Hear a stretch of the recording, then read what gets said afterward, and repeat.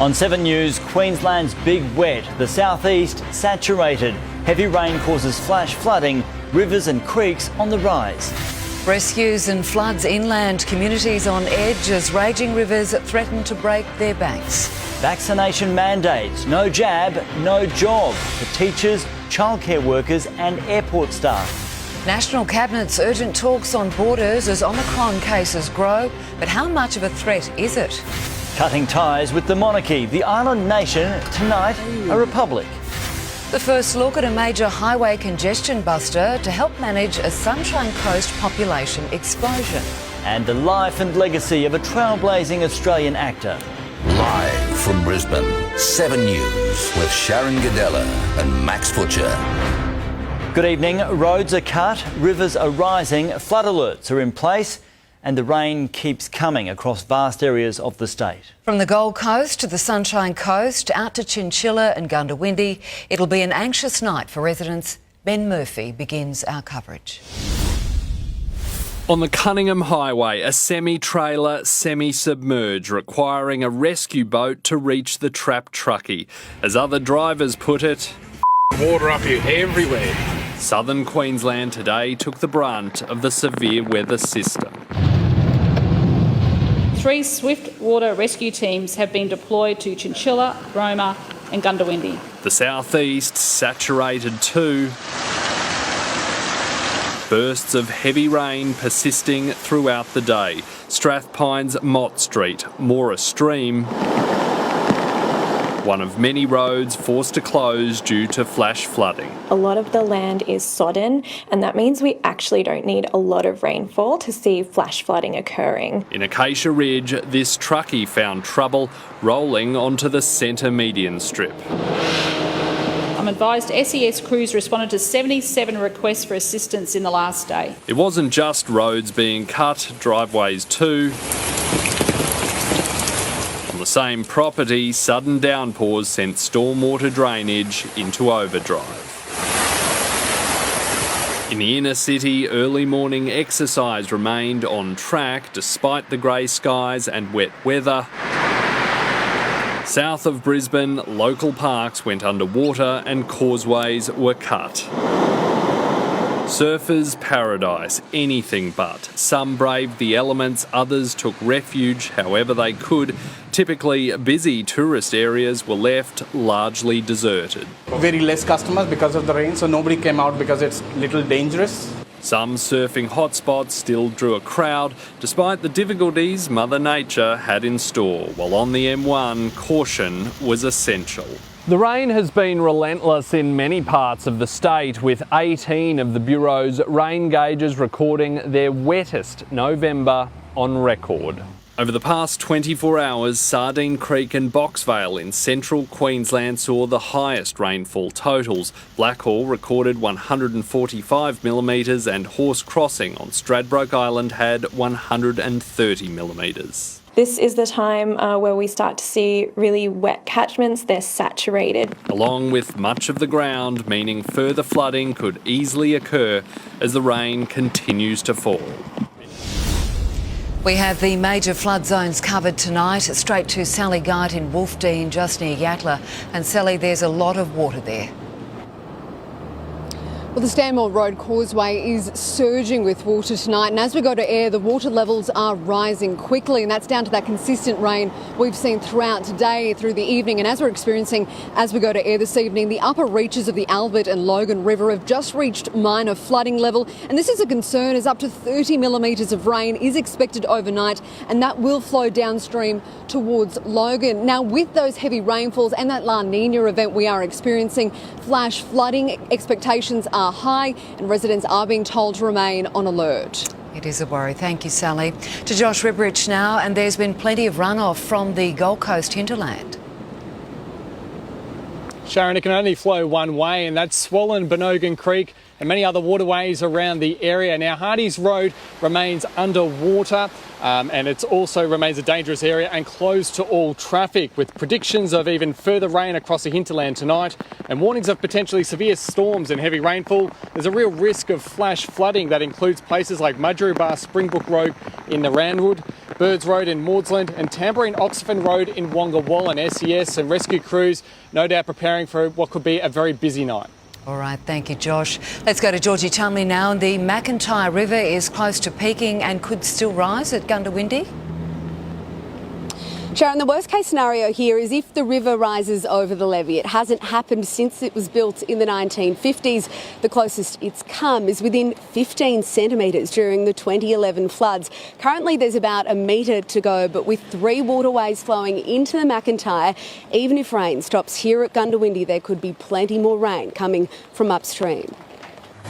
In Gundawindi, on the banks of the McIntyre River, a deluge rushes in. The river level remains above major flood level, peaking at 10 metres this morning. We're expecting a major flood peak at Gundawindi overnight tonight, and that's likely to stay above the major flood level into tomorrow. The floodgates slam shut. This pipe is pumping 278 litres of water a second to try to stop the torrent destroying homes, businesses and farmers' livelihoods. Matthew Campbell's Tue property has been drenched by relentless rain for a week. There will be levee banks that may possibly breach.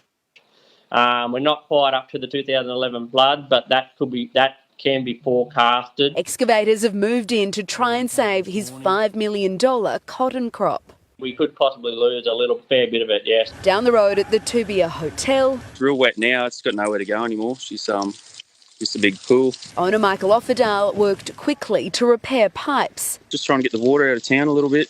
While locals sheltered inside. We'll probably drink a few schooners, I guess, and just enjoy the day. Overnight, heavy rain came with a side of lightning in Longreach. This morning in Condamine, residents woke to their backyards looking more like creeks. In Blackall, paddocks are saturated. The town of Gundawindi has been cut off. All roads in and out are closed, though some drivers risked it to get through. We've been watching it slowly increase over the last few days. The next 48 hours are crucial, with more rain on the way and falls hundreds of kilometres upstream of Gundawindi, feeding in and flowing down the McIntyre River. We certainly expect to see some of those minor flood warnings out west be prolonged for a few days as those peaks move downstream. An anxious wait for locals, yet again at the mercy of Mother Nature. Georgie Chumley, 7 News. Now to Alex Lewis. Alex, floodwaters are cutting roads in Chinchilla. Max, this is Columbus Street on the north side of town and it's now blocked. Further out, the main road to Tara, part of it has collapsed under the rushing water. Just south of here, the Condamine River is at moderate flood level, more than 8 metres and climbing. The town has received 37 millimetres since 9 a.m. Dalby has received 44 millimetres with minor flooding on some roads there. Here in Chinchilla, much of the focus is on Charlie's Creek, which is now 2 metres below the bridge. If that bursts its banks, properties could be under threat. So a nervous night ahead for residents. Let's hope that doesn't happen. Thanks for that, Alex. So, Paul Burt, plenty of rain today has been falling in the Gold Coast catchment areas. Yeah, that's right there, Maxie. In fact, the Little Nerang Dam is now at 101%. That is flowing into the eastern arm of the Hinds Dam, being the Gold Coast main water supply. And of course, that now is also rising upwards of 96% capacity. Now, this behind me is the runoff caused by Tamborine Mountain and also Canungra today, receiving between 50 and 70 millimetres. And of course, with that, it's making its way down into the Coomera River. And of course, a timely reminder for those heading home tonight, those low-lying areas will become inundated with more rain forecast, and a timely warning as well to say, if it's flooded, forget it. Yeah, so much water around. Thanks for that, Bertie. Now to Tony Auden, and it'll be a nervous night ahead for many. Yes, Max, we have another 12 or so hours of heavy, widespread rain before it starts to break up, but even then it's not completely over. This evening, moderate to heavy rain just keeps on streaming down across the eastern downs, across the ranges and across much of the southeast too. Some good news, there is a lot of rain over the Wivenhoe catchment at the moment as we speak. Looking ahead, the worst of the rain continues overnight, likely easing around sunrise tomorrow as the upper atmosphere stabilises a bit. But then we're in for another round of slow-moving storms, which could bring more smaller pockets of flash flooding into tomorrow. I'll be back soon with the forecast. We'll see you then. Thank you, Tony, and thanks everyone. Our crews on the ground will keep monitoring this developing flood threat, and we'll have an update for you a little later. Queensland schools are bracing for a shortage of teachers who are tonight being ordered to get the COVID jab. Education staff could be ripped from the regions to fill shortages in the cities if teachers don't roll up their sleeves by January 23rd. First healthcare workers, then police. Now teachers must get the jab to work. Mandatory vaccinations for school, staff and workers in both state and private schools. By December 17, they must have had their first dose and be double vaxxed by January 23, when the new school year starts. We have a responsibility to protect the more than 500,000 children under 12 in Queensland schools. While the government hasn't explained how the mandate will be enforced. But should they get sucked all they have to do is get vaccinated. The Queensland Teachers Union is already bracing for the impact a loss of staff could have on learning. Is it a redeployment from regional and central office to support schools? What might be able to happen within schools so that teaching and learning in our schools can continue? On social media, one woman claiming her child's teacher has already resigned. The mandate will include cleaners, repair workers and volunteers at schools, bringing Queensland into line with every other state and territory. Workers at childcare centres, prisons and airports also ordered to get the jab as the new threat of the Omicron strain looms. New South Wales recording its first community case today. The fact that countries have closed their borders indicates to me it is far more serious than Delta. This may turn out to be a milder variant. At this stage, Queensland's borders will still reopen when we reach 80% double vaxxed, which could be as early as next week. It is our intention to continue to unite families in the lead up to Christmas. Samantha Heathwood, 7 News. National Cabinet has met to discuss the new coronavirus strain Omicron, with the Prime Minister urging premiers to stick to their reopening plans. The uncertainty over international borders means a race against time for stranded Australians to get home. Relieved to be back in the embrace of home, but these Australians arriving from Singapore are facing an unexpected side effect of the new Omicron strain. Bureaucratic confusion. We don't have the quarantine, so that we'll just get home, have a shower and freshen up and, get back into the real world. The Duncans, same flight, different story. Just as we were about to head out, they changed the rule to say that we need to isolate for 3 days when we land. Quarantine for return travellers is now mandatory, but Scott Morrison doesn't want it to go further. We're not going back to lockdowns. None of us want that. But has decided on a 2-week delay to tomorrow's planned reopening to 200,000 foreign workers and students and travel bubbles with South Korea and Japan. The World Health Organization says the global risk posed by the new variant is very high. 30 mutations have been detected in the latest strain, but most of those infected so far are young and vaccinated. And have very mild or in fact no disease. Whilst it's an emerging variant, it's a manageable variant. The US President has a similar message. This variant is a cause for concern, not a cause for panic. That's the message Scott Morrison gave the premiers at an emergency meeting of National Cabinet today, while imposing partial restrictions on the national border, wanting to keep state borders open. We are going to keep moving forward into Christmas and into 2022, and we're going to open safely and we're going to stay safely open. New South Wales and Victoria largely on board, but WA has shut its border to South Australia. It turns out that borders and measures to keep people out who might be infected work.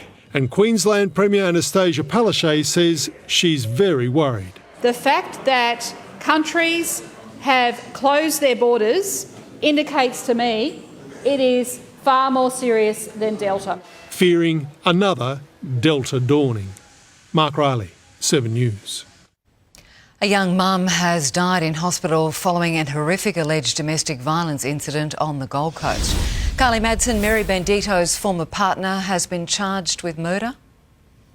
Sharon, Rio Marsh has had his charges upgraded from grievous bodily harm and strangulation to murder. The 34-year-old allegedly strangled Miss Benedito inside a Southport unit on Saturday, then left with their 11-month-old, sparking an Amber Alert. He was later arrested in Oxley. The child now safe, but after days in ICU, Mary died as a result of her injuries last night. An online fundraiser has been set up to support her young son.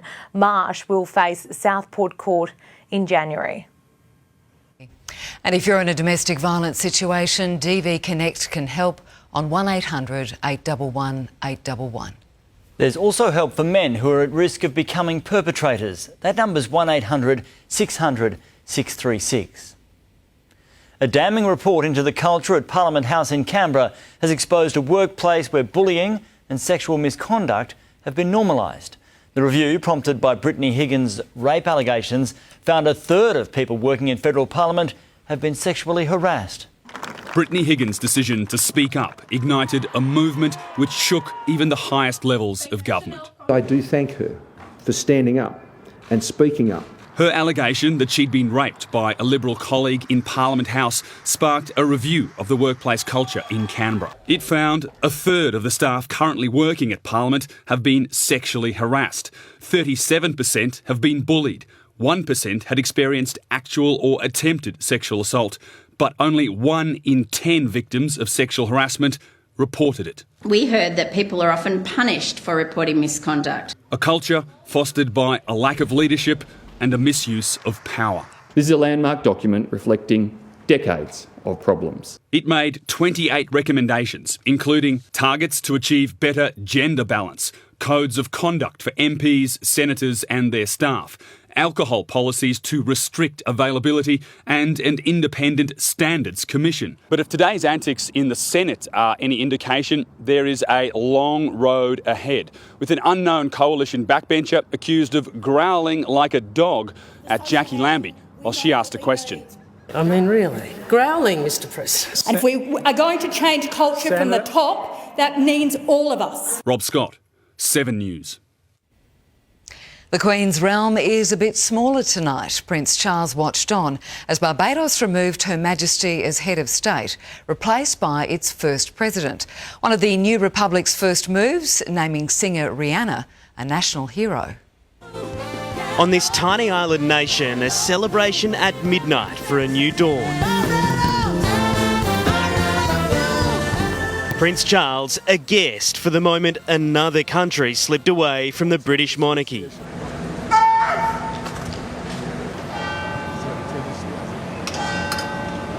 Declare Barbados a parliamentary republic. The Queen replaced by a Barbadian head of state. I will be faithful and bear true allegiance to Barbados. Charles was born to be King of Barbados. Instead, centuries of shameful history here have caught up with the crown, a past the Prince of Wales couldn't ignore. The appalling atrocity of slavery, which forever stains our history, the people of this island forged their path with extraordinary fortitude. Now, this nation of nearly 300,000 says it's taking a confident step forward. One of its first decisions crowning singer Rihanna as a national hero. May you continue to shine like a diamond. Just 15 nations retain the Queen as head of state. Could Australia be next to fall? The third decade of the 21st century, it has to be time. Yes, we are next. In a written message, the Queen says she takes great satisfaction in knowing Barbados will remain part of the Commonwealth, but Her Majesty's reign is slightly more diminished tonight. Another bastion of a once mighty empire cutting ties with a 1,000-year-old institution. In Bridgetown, Barbados, Hugh Whitfeld, 7 News. She's accused of preying on young girls. The long-awaited trial begins for Jeffrey Epstein's ex, Ghislaine Maxwell. A man charged with murder. Now more developments in Victoria's missing campus case.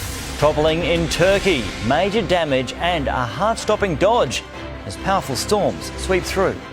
And before weather, the luxury duty-free goods going cheap and on sale now.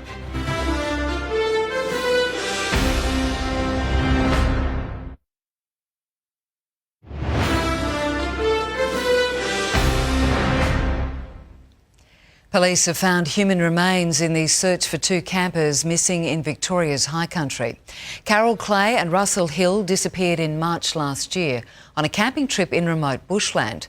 Specialist police have been searching a site northwest of Dargo following the arrest of a man last week. The 55-year-old has been charged with the couple's murder. The remains are yet to be formally identified. It's one of the most anticipated trials this year, threatening to expose the sordid secrets of the very rich and famous. Former socialite Ghislaine Maxwell is charged with sex trafficking, accused of luring young women for then-boyfriend Jeffrey Epstein. The couple labelled partners in crime as the case began today. Was she Jeffrey Epstein's partner in crime or a scapegoat? The two conflicting portraits of Ghislaine Maxwell presented to jurors in a Manhattan courtroom. How's Ghislaine feeling? With Maxwell's supporters watching on, Have you spoken to your sister at all? the British socialite was accused of operating a pyramid scheme of abuse with Epstein, lulling young girls into a false sense of security, some as young as 14. The four women in this case will testify against Maxwell, including Annie Farmer. Maxwell was a really important part of the grooming process, and they worked together as a team. For other women who accused Epstein of sexually abusing them, this may be the closest they get to a day in court. You know, to my clients, Ghislaine Maxwell was the all-powerful monster. The idea that she's even on trial is just surreal to them. The first witness to take the stand today was a pilot who worked for Epstein for almost 30 years. The prosecution plans to call several staff members who they say worked under a culture of silence. Lawrence Paul Visosky Jr. was at the controls of the plane known as the Lolita Express. Flight logs likely to reveal the secrets of just who else was on board. The 59-year-old has pleaded not guilty to all 6 sex trafficking charges. In New York, Ashley Mullaney, 7 News. 4 people have died as destructive storms pounded parts of Turkey. Powerful winds toppled a clock tower and roofs were ripped off, sending debris sweeping through streets. This man dodged a falling chunk of concrete in the nick of time. Dozens have been injured and locals have been warned of more storms on the way. The southeast's population squeeze. Forget the Golden Sunshine Coast. We reveal the small coastal town where people are snapping up land fast. Remembering pioneering Indigenous actor David Dalatingu. A man crushed inside a garbage truck at Yatala. And after sport, we reveal the first winner in the 4KQ Christmas Lights competition.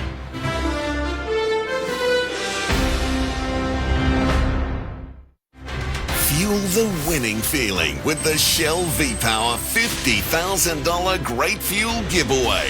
7 News is giving you a chance to win a $500 Shell gift voucher every weeknight for 4 weeks. Watch 7 News this week for the nightly code word for your chance to win.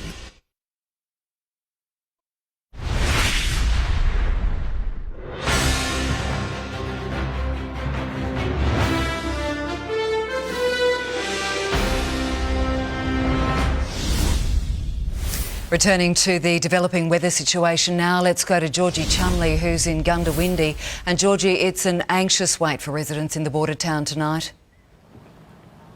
Sharon, Gundawindi could receive another 30 millimetres overnight on top of an already saturated catchment, which has received around 40 to 80 millimetres across different parts. Now, Gundawindi is completely cut off now, including from nearby town Inglewood, about an hour away, which is expecting it could receive a major flooding alert as early as tomorrow morning. Sharon? Thank you, Georgie. Acclaimed Indigenous actor David Dalatingu has died at the age of 68. He rose to fame under another name, but in accordance with custom and his family's wishes, Dalatingu is the one we use tonight. And a warning to Indigenous viewers, this story contains images and the voice of a deceased person.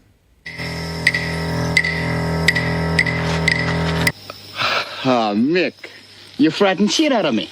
A cinematic icon. Long time ago. Dalatingu was always destined to be a star. I enjoy myself when I'm acting, but really, full-time, I'm a dancer. A Yolngu man from northeast Arnhem Land, these skills and him a leading role in Walkabout as a teenager. The silver screen was his platform, titles including Storm Boy, Mad Dog Morgan, Crocodile Dundee, The Tracker rabbit-proof fence. He was in Australia with Nicole and Hugh and feted around the world. He met Bob Marley, Jimi Hendrix, the Queen. And then the Queen said, "Oh, don't be shy now. You want to come here?" There was a bad patch involving alcohol and jail, but he bounced back. David Gulpilil, Charlie's Country. Winning Best Actor for Charlie's Country in Cannes in 2014.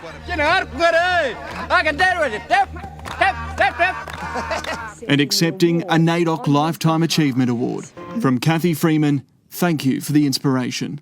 Dalatingu is survived by sisters, sons and daughters. My spirit will return back to my country. I will miss my children. And I think of them and I love them. He lost his battle with cancer at 68, but lives forever through film. Oh, no, you can't take my photograph. Oh, I'm sorry. You believe it'll take your spirit away? Nah, you got a lens cap on. Tom Hartley, 7 News. In another blow to frontline health workers, the opposition says $400 million has been cut from the embattled health system. Despite ambulance ramping, hospitals have been forced to save money. At the height of Queensland's health crisis, the opposition says doctors and nurses are being forced to do more with less. An efficiency dividend won't buy you more beds. Seizing on figures showing $400 million in efficiency dividends at hospitals and health services in the last 3 years. Metro South tightening its belt by almost $17 million this year. Metro North more than $12 million. On the Gold Coast more than $14 million. The Sunshine Coast almost $14 million. An efficiency dividend is known by another name when you're a patient waiting at the end of a phone for an ambulance that won't turn up. It is known as a cut. But the government says there's been record spending. Every last dollar is invested back into the front line. But ambulance ramping continues, with reports of patients waiting up to 7 hours at Ipswich Hospital overnight. The government's frontline cuts and mismanagement have fuelled the Queensland health crisis. We certainly refute the allegations made. The government's also been pressed about the culture within Queensland Health after a senior public servant was reinstated despite shocking allegations from 11 women. Will the Premier act to address sexual harassment and overrule the Queensland health decision? I'm not aware of that issue. I'm happy to look into it. Mr. Speaker. Order. The man is accused of rating the attractiveness of patients, bullying and humiliating staff. Marlena Wapp, 7 News. A mechanic has been killed while working on a garbage truck at Yatala. 53-year-old from South Brisbane had met up with the driver who'd reported a malfunction in the truck's compacting system. Workplace Health and Safety is investigating. It's a once-in-a-generation squeeze. Tens of thousands of people are moving to the southeast, and the Sunshine Coast is the destination of choice. It has the second highest growth rate in regional Australia. But is it ready? A monster road to manage a mighty population explosion. These are the first pictures of the Bells Creek Arterial, a shortcut to the Bruce Highway for tens of thousands of people moving to the southern Sunshine Coast. It opens next year when Aura's first primary school does. Literally, it's a growing city. From the newest suburb to Yandina, where the Sunshine Coast began. The first gazetted town is home to 8,000 residents, 600 new lots and a councillor who just stopped 300 more. The infrastructure is simply not being able to keep up. The state government has opened up 50,000 new blocks of land in the past year. Caloundra, Southern Redland Bay, Ripley, Bars Scrub, Greater Flagstone and Yarrabilba. Money for schools, roads, water and waste has been accelerated. We're building more infrastructure than we ever have before. The boom is bursting north. We just haven't seen demand like it ever before. The next big thing, near Bundaberg, Woodgate, beachfront for less than an average home in the city. Sales are up 400%. We sold 12 blocks of land in 12 days. Where are the buyers coming from? The southeast. 16 kilometres of pristine beach and very, very cheap prices. Lifestyle refugees from the greatest global disruption in almost a century. Erin Edwards, 7 News. There are flood watch warnings across the state tonight. Next, the remarkable pictures from Queensland's swiftwater rescue teams. Westpac facing huge penalties. What the big banks admitted doing. How close he came to losing a leg. Tiger Woods in his first sit-down interview since that life-changing crash. And free bus trips across Brisbane in the lead up to Christmas.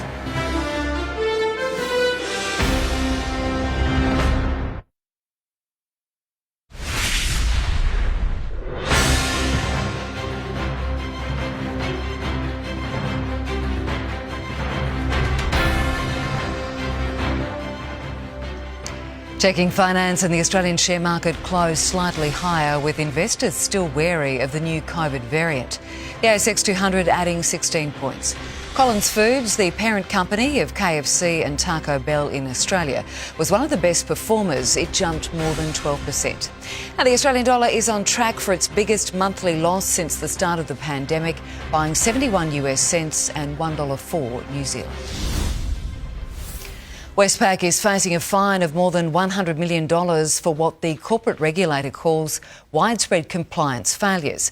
ASIC has filed 6 lawsuits against the bank for breaches that include charging financial advice fees to more than 11,000 dead customers.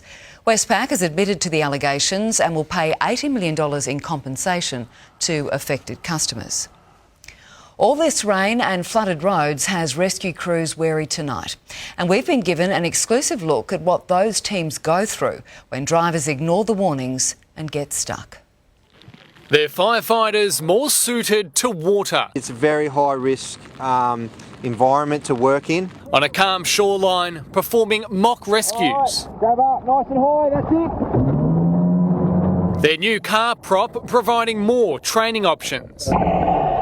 We can put that in any type of scenario or any area. To fine-tune skills already in high demand this month. Over the month of November, our swiftwater rescue crews have attended nearly 30 swiftwater rescues. The conditions for today's drill are actually quite mild. In real-life situations, the team is deployed to more dangerous and rapid waters. Like this, these are the real-life cases. Drivers who've been caught out trying to cross flooded roads and quickly learned the true terrifying power of water. Slow down, get off the road in an area that's safe, so not under trees, put your hazard lights on and wait. He fears the big wet will compound an already awful road toll. Queensland stands at 261, which is 14 more than the same time last year. If it's flooded, forget it. Back the car up. A well-used but too often unheard message. On the Gold Coast, Josh Rebrich, 7 News. Commuters are in for an early festive present this year, with Brisbane Council buses to be free of charge for the 2 weekends before Christmas. The giveaway aims to entice people back into the city to support local businesses. We've got the City Hall Light Show, we've got the Lord Mayor's Christmas carols. There's a whole range of events in the inner city that people can enjoy. All buses on the Brisbane network will be free to ride. 5,000 luxury items starting at just a few dollars. The duty-free products collecting dust now up for grabs for a steal. How to get in on the auction underway tonight. That's just ahead on 7 News. The time now for sport, and not great weather for cricket, Pat. An understatement, Sharon. Yes, hello everyone. It's getting serious. The big wet wreaks havoc with Ashes preparations. As Australia's selection D-Day looms, we hear exclusively from the Aussie camp. And could Brandon Smith's career move have repercussions at Red Hill?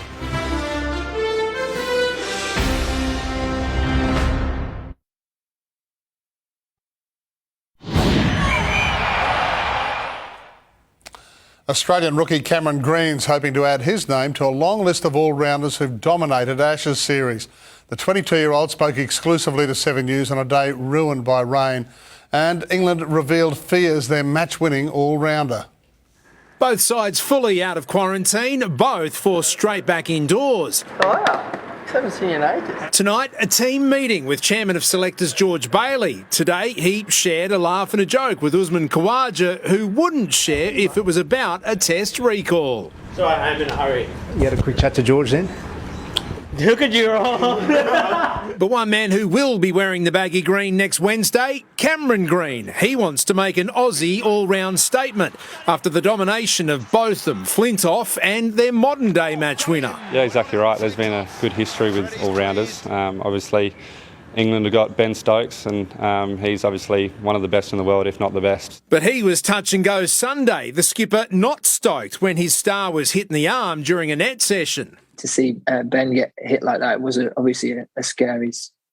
We all know how crucial he is within our squad. A squad that's had little or no game time. And just like last week, their intra-match was washed out today. So too the Aussies tomorrow. I'm sure if we're not getting the practice in, England aren't either. So the better you can deal with the off-field distractions and frustrations, I see that as being a huge part of the series. No bigger off-field distraction than losing your captain. From our point of view, it doesn't change anything. It doesn't change how we're going to prepare. It doesn't change the fact that we respect them as a team. Ben Davis, 7 News. Anthony Milford's league career is in jeopardy. The NRL has refused to register the ex-Broncos' new South Sydney contract after he was charged with assault in September. The edict will be reconsidered when criminal proceedings are complete, and he's not the only player under pressure.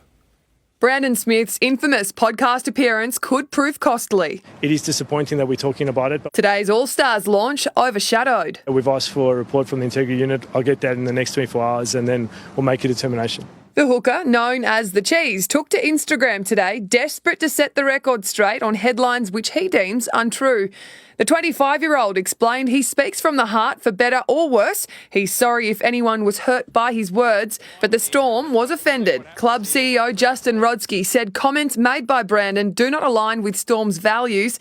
The statements have deeply offended players, coaches, staff and board members. There's another number 9 on the market, but Jake Turpin isn't keen to uproot from Red Hill. I'm here for the Broncos this year. I'm playing for the Broncos. I'm not even looking for that now. Rugby league works in weird and wonderful ways. Just asked returning warrior Sean Johnson. I went home and I was that kid. I opened the bag and I was trying it on in the mirror and that going, holy crap. While the halfback warms into his old club, Tavita Pangai Jr. is on the cusp of a boxing debut.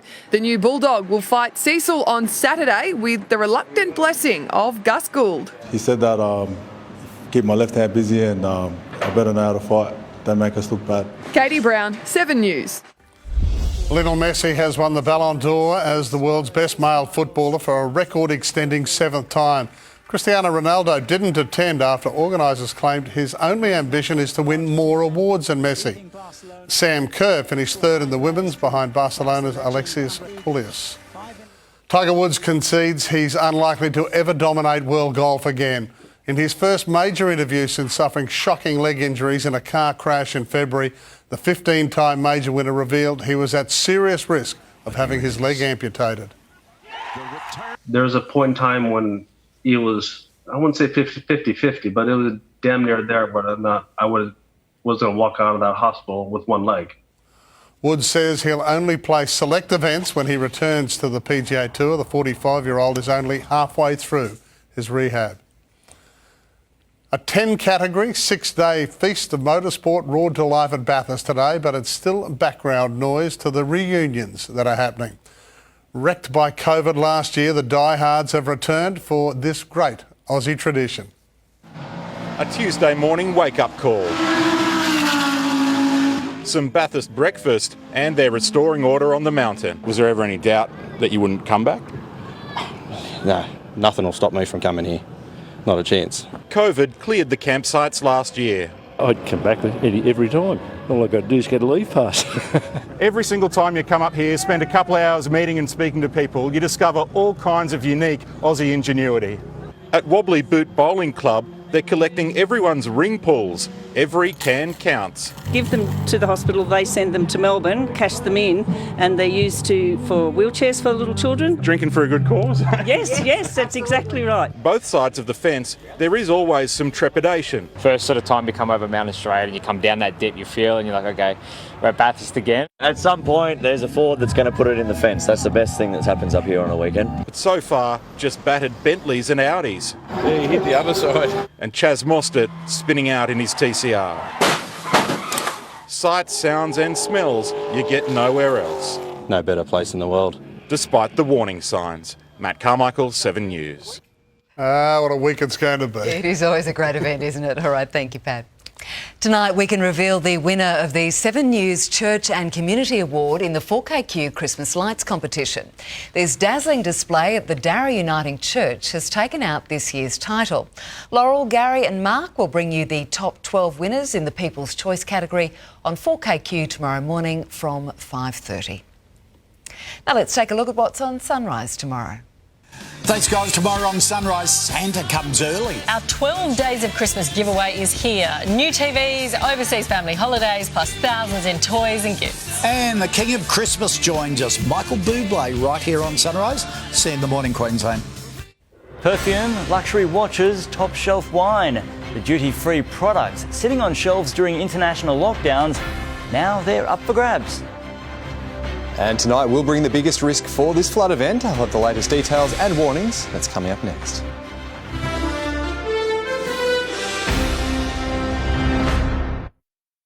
La Nina is here, and so is the rain.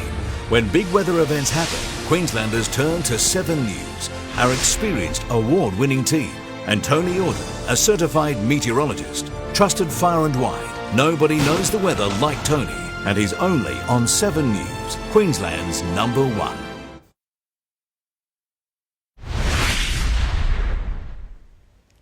Online bargain hunters have been spending billions during pre-Christmas sales, and tonight there are new deals out there. Leftover duty-free stock sitting on shelves in our almost empty airports is up for auction, with bids on luxury goods starting at just $10. Shelves stacked, stories high, a bumper haul of grounded airport stock.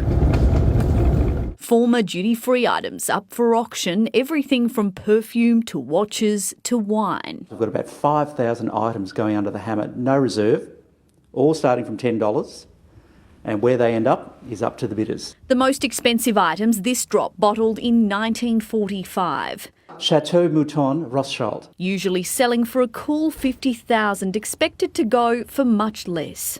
A diamond watch up for grabs, plenty will be gunning for that. I'm a diamond girl and normally I wouldn't be able to afford something with such an exorbitant price tag. Holiday spending happening early this year. NAB analysis shows Australians spent an estimated $8 billion in the Black Friday sales, much more than the forecast $5.4 billion. The top performers, technology, shoe sales, jewellery and clothing.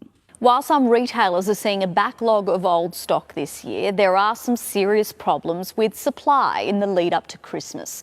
Freight flights are far less frequent and container costs are beginning to bite. It's a global issue as a result of COVID. Ultimately, it will hit consumers' hip pockets in the new year. The duty-free auction is live on hillcoapac.com. Serena Andaloro, 7 News. Weather now, and Tony, rivers are rising rapidly across southern Queensland this evening. Yes, Max, the rain has been building all day and many river catchments have started responding since about mid-afternoon. It will be a critical 12 hours ahead to see just how nasty this flooding gets. To the radar, steady rain streaming down across the southeast, the ranges and eastern parts of the Darling Downs today. Major flooding is developing across the southern downs, while the main concern in the southeast, probably the Logan-Albert catchment. We're seeing rapid rises in the upper parts of the catchment this evening. Tonight's rain will be critical to how high the river gets downstream into tomorrow. In some better news, plenty of soaking rain over the Wivenhoe Basin. The dam itself has just pushed back over 40% a short time ago. Zooming out, lighter rain up towards the central coast today, with storms inland of Townsville and Cairns this evening, and a separate line of storms in the far west. Thargomindah had an impressive gust of 100 k's an hour this afternoon. We can expect more soaking rain overnight, eventually easing around sunrise as the upper atmosphere stabilises a bit, but tomorrow another round of showers and storms is expected in the south and southeast. Around the nation, unsettled on the east coast, Sydney, Canberra and Hobart all have storms on the forecast tomorrow. Back to northern Queensland, a mix of those showers and storms through the afternoon for Cairns, Townsville and Mackay. A sunny 39 degrees in Mount Isa, heatwave conditions developing in the northwest of the state. In the south, that rain continues overnight, easing back a little after sunrise tomorrow, with storms to follow through the afternoon. Flooding and flash flooding most likely over the downs and ranges. Please keep it on top of warnings. There are too many to list here. In the southeast, the rain continues overnight. Some models have upgraded those amounts to over 100 millimetres through inland parts again. It's set to ease tomorrow morning before another round of showers and storms tomorrow afternoon. They should be less widespread, but any storms should be slow moving and still bring the risk of localised flash flooding. Warming up again, humid tops around 27 or 28 degrees after staying into the 20s tonight. Boaties light winds, north-northeast to 10 knots on Moreton Bay. And in Brisbane, rain tonight, a drier morning before those afternoon showers or a storm, 21 to 27 degrees. Then it finally eases back from Thursday. Just a possible brief shower, warming up to 29 degrees. In Ipswich, mostly dry on Thursday and Friday. Just a passing storm possible again by Saturday afternoon. Gold Coasters, mostly dry into Friday and Saturday. We're looking at tops around 28 degrees. Some sunshine returning. And a similar pattern on the Sunshine Coast before some lighter showers return from Sunday into early next week. But for now, it's all eyes on how much rain falls tonight. Let's hope it's a lot less than expected. Thank you, Tony. And that is all from us this Tuesday. Thanks for your company. Don't forget, live and local news in the morning with Bianca Stone on Sunrise. But for now, from all the team, have a good night. Good night.